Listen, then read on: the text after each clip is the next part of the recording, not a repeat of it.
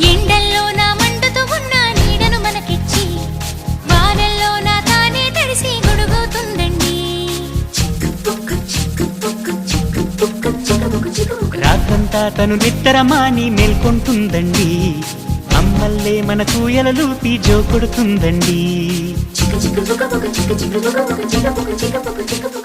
సెలవులు తనకు వద్దంటూ స్నేహితులను మనకందిస్తూ అందరి భారం మోసేస్తూ కోరిన తీరం చేరుస్తూ మతమూపుల మన భేదం తనకు లేదంటుందండి.